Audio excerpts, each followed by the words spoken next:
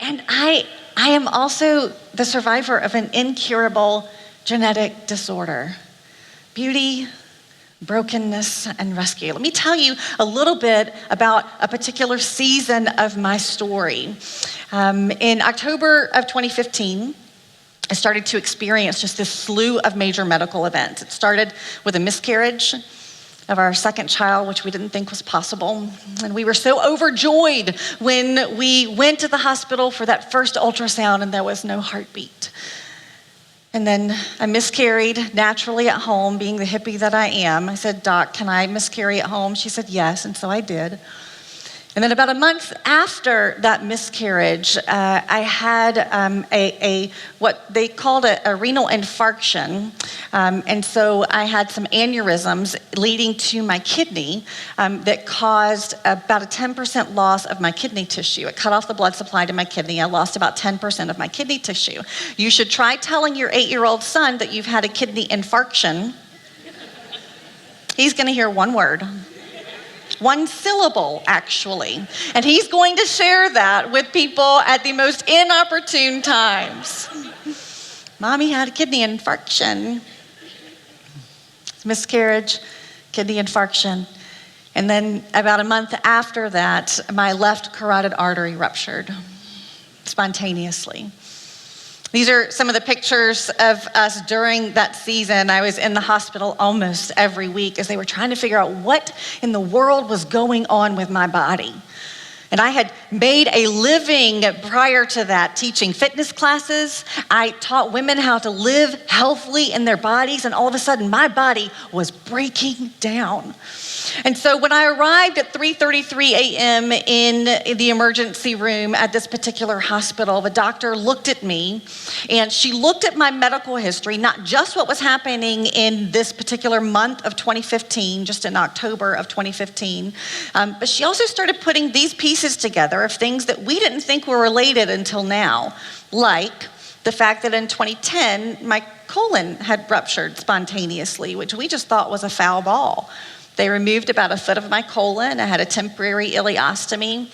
And the doctor said, well, it was just a fluke. So they're putting that together with my colon, the fact that in 2006, my son was born prematurely because my membranes ruptured.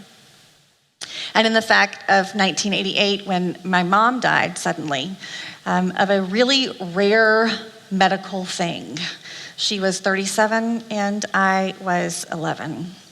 And so the doctor put together all of these things together and she said, you know what, I'm gonna fix you. And she did. She shoved platinum metal coil through my femoral artery up into my head. I've got metal from here all the way to here shoved in my left sinus cavity. And sadly, I do not set off any alarms at the airport, unfortunately, because that would be way too much fun these days. She fixed me. And then she said, I want you to get tested for this genetic disorder. And so she sent me to the geneticist department, and I did. They drew some blood. They sent it off to a lab in DC, which was the only lab qualified to look for one specific mutation on one specific chromosome called Vascular Ehlers-Danlos Syndrome. Vascular Ehlers-Danlos Syndrome is a connective tissue disorder that makes blood vessels, arteries, and organs prone to spontaneous rupture. It means my body does not hold itself well together.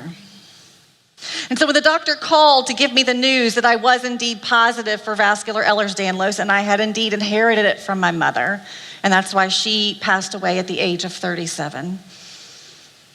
My husband and I looked at him and we said, great, what do we do? How do we fix this? Give us some drugs, give us some surgery. It's 2016. We can cure anything but cancer these days. So let's just fix this baby. And I'll never forget the look in my geneticist's eyes. He just kind, compassionate eyes as he looked at me and my husband and he said, I have nothing for you. So I can't give you a treatment. I can't give you a surgery. I can't give you drugs. Your condition is genetic, which means you can't change it.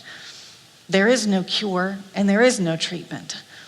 What I can tell you is to prepare your bucket list and live your life well, because your average life expectancy is 48. I don't like this part of my story, girls.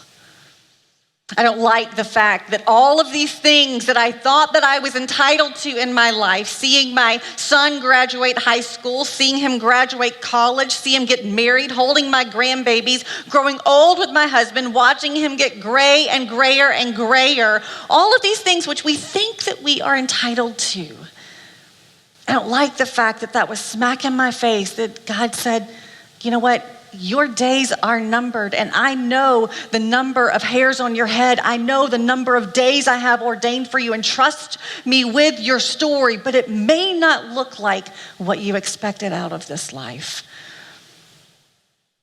But here's what I also know.